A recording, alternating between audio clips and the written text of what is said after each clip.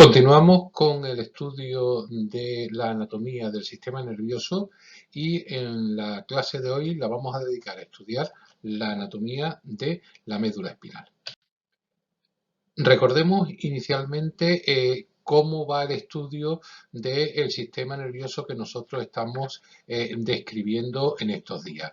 Recordar que dijimos que el sistema nervioso se iba a descomponer según su localización anatómica en dos partes diferentes, lo que era el sistema nervioso central y lo que era el sistema nervioso periférico, y que dentro del sistema nervioso central nosotros distinguíamos dos partes.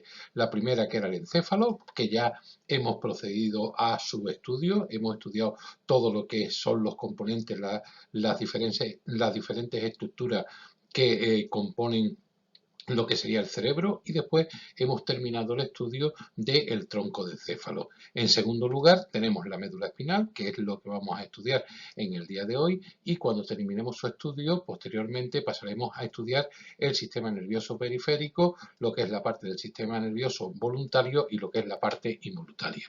Luego la clase de hoy va dedicada al estudio de la médula espinal. ¿Y qué es la médula espinal? Bueno, pues la médula espinal es un cordón cilíndrico, un hueco, que va a recorrer longitudinalmente toda la columna vertebral. Aquí en esta imagen lo vemos muy bien, vemos ese cordón que va a recorrer toda la columna vertebral en su interior, que parte del mielencéfalo, del tronco del céfalo, de la parte inferior del sistema nervioso central, y que es su prolongación, y que sirve fundamentalmente para transmitir o recibir toda la información sensible o motora que recibe el sistema nervioso central.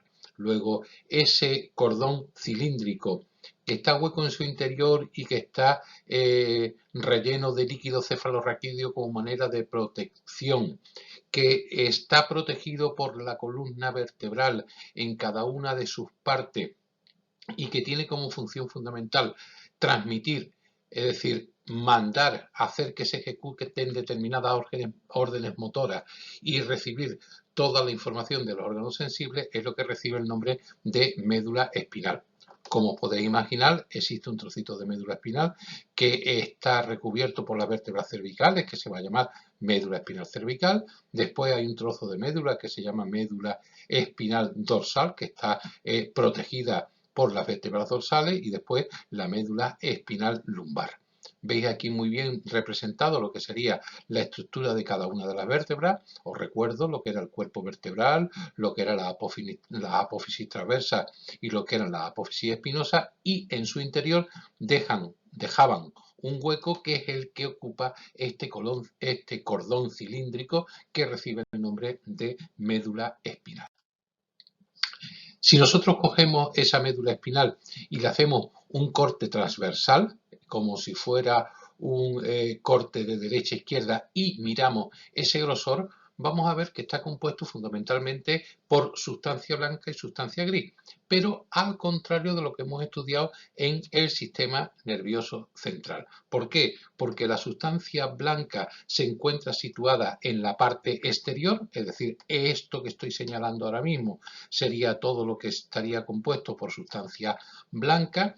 Son fundamentalmente fibras en las cuales asciende el impulso nervioso sensible y desciende el impulso motor, y en su interior tenemos la sustancia gris, que tienen estas formas características que se llama en forma de mariposa, de alas de mariposa, que es donde nos vamos a encontrar mayor cantidad de concentración de neuronas y es donde se elabora una respuesta a nivel local, a nivel de la propia médula espinal. Bueno, pues esa sustancia gris, en esa forma característica en alas de mariposa, nos vamos a encontrar diferentes regiones. Hay una región que se llaman astas anteriores, que son las que estamos aquí señalando. Estas serían las astas anteriores de la médula espinal, que son astas motoras. Ahí es donde va a tener lugar el nacimiento de las raíces motoras anteriores y que van a dar origen a los nervios motores. Si vosotros os dais cuenta, esta asta motora está directamente relacionada con este nervio y esta está totalmente relacionada con este nervio, que son axones de neuronas motoras. Son las que van a ordenar determinados movimientos y están en la parte anterior de la médula. Aquí tenéis que está también dibujado un surco, que sería el surco anterior de la médula, y aquí hay otro surco que sería el surco posterior. Bueno, pues la parte anterior de la médula es donde van a transcurrir fundamentalmente los impulsos, las sensaciones motoras, y nacen estos nervios motores desde las astas anteriores. La parte de atrás, la parte posterior, se llaman astas posteriores, es donde nos vamos a encontrar la parte sensible, es esta parte que está aquí situada, a donde van a llegar a los estímulos sensitivos de cada uno de los receptores. Luego, esto veis que está formando lo que sería el nervio sensible, que llega directamente a lo que serían las astas posteriores de la médula. ¿Veis? Aquí también llega a las astas posteriores. Y veis que tanto la rama sensible como la rama motora después se unen para formar el nervio espinal, que es el que formará parte de lo que es el sistema nervioso periférico. Hay un punto que se llaman comisuras, en concreto la comisura gris, que es la zona en la cual conexiona el asta anterior con el asta posterior. Es esta zona de aquí que comunica directamente la parte sensible con la parte motora. ¿Esto qué indica? Pues que puede ocurrir que en ocasiones, cuando nos llega un estímulo sensible, no necesita directamente ser ascendido al sistema nervioso central por la parte de los cordones posteriores de la médula espinal, sino que dentro de la misma médula espinal se elabora una respuesta motora que va a salir por el fascículo motor de ese propio nervio. ¿Cómo se comunica la parte anterior con la parte posterior? Pues se van a comunicar a través de la comisura gris, que es la zona de conexión entre el asta anterior y el asta posterior. Y en el centro una estructura muy llamativa que se llama epéndimo, que es un canal central que es la continuación del cuarto ventrículo, que es el canal central por donde va a discurrir el líquido cefalorraquídeo.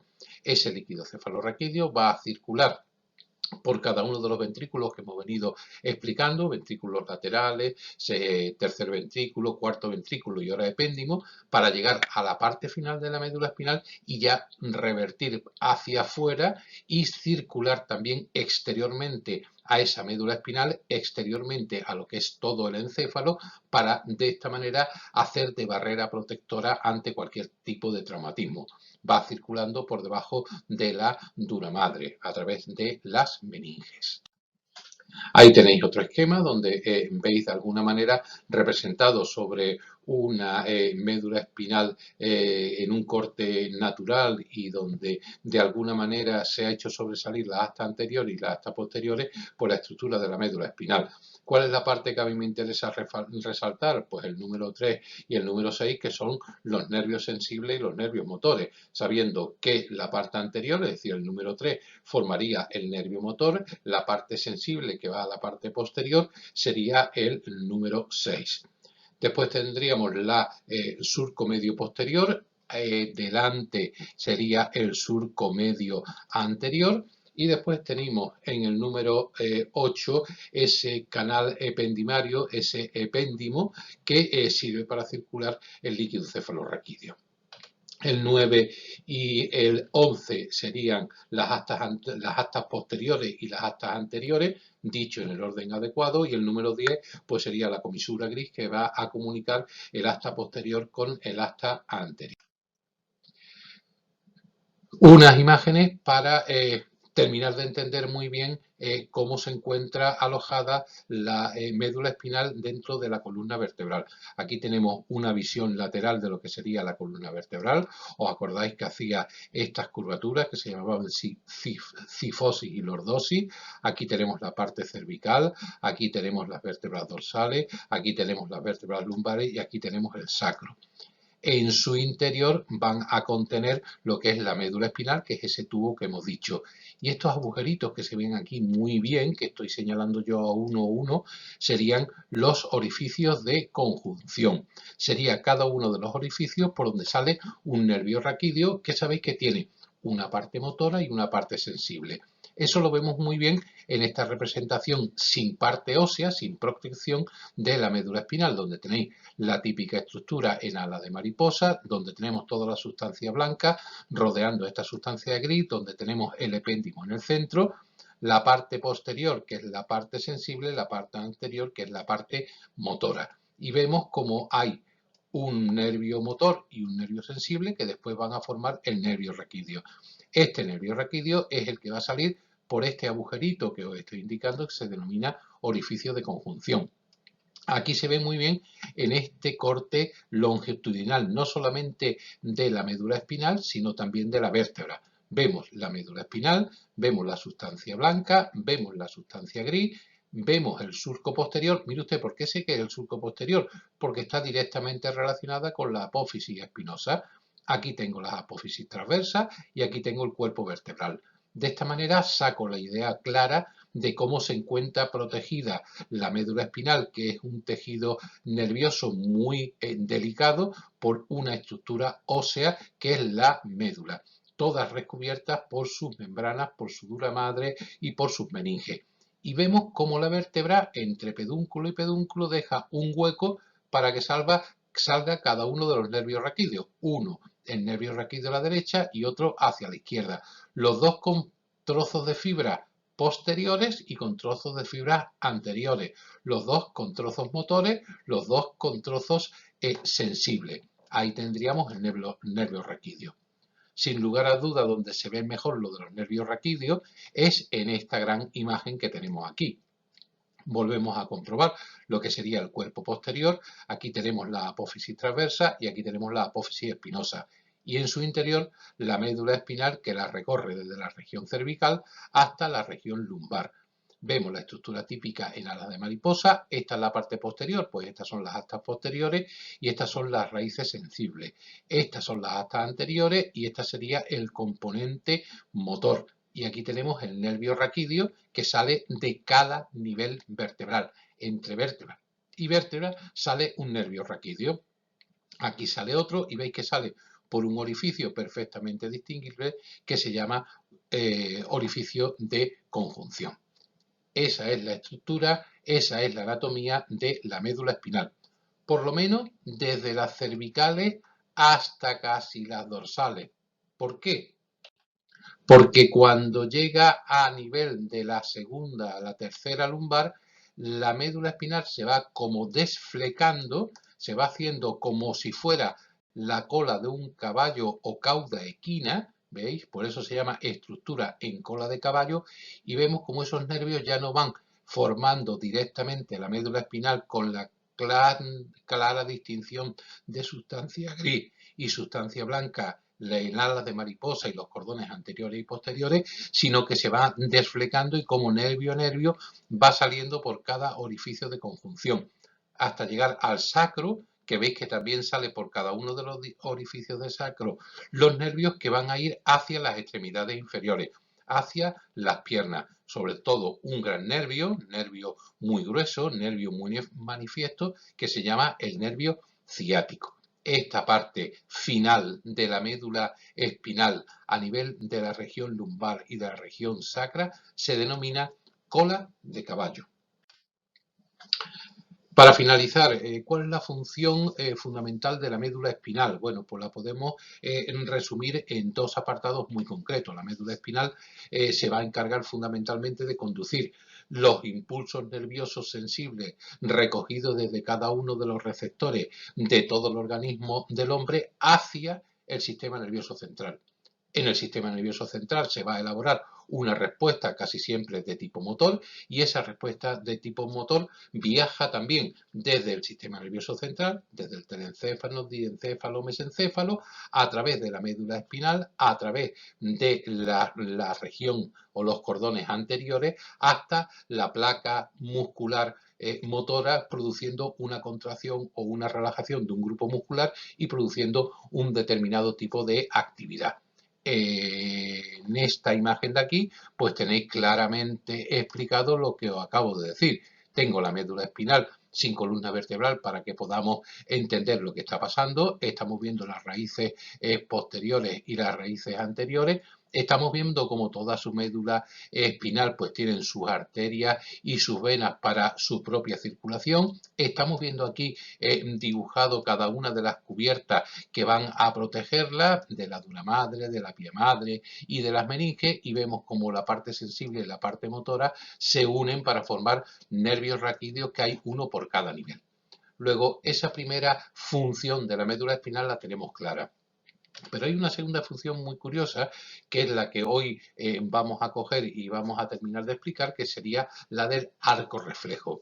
¿Qué es un arco reflejo? Pues un arco reflejo es una respuesta rápida que se realiza de una forma automática, sin la participación de los centros nerviosos superiores frente a determinados estímulos muy específicos, como es la presión, como es el dolor, como es la luz. Nosotros los conocemos vulgarmente como reflejos, sin la palabra arco, pero realmente es un arco reflejo, es un determinado estímulo que va a ser captado por un determinado nivel de la médula espinal, y la propia médula espinal va a establecer, va a relacionarse el asta posterior, que es la que recibe ese estímulo, con el asta anterior, y de manera automática va a producir una respuesta. Aquí lo tenemos muy claramente expresado en este esquema que os tengo aquí puesto. Tendríamos un determinado estímulo sensible en la piel. Siempre doy el mismo ejemplo, es cuando el médico coge el martillito y te golpea en el tendón que está delante de la rótula, en la pierna. Vemos que por aquí viaja el estímulo sensible, que va a llegar por el nervio raquídeo hasta el nivel que le corresponda, va a entrar por la parte sensible a la parte posterior. La neurona que está, o las neuronas que están en la parte posterior de la médula, reaccionan entre ellas, por la comisura gris mandan un efecto al asta anterior, que por el mismo nervio manda una orden de contracción a la placa motora y va a producir el reflejo de movimiento de esa pierna, sin que sea consciente, de manera totalmente involuntaria, porque el sistema nervioso central no se entera.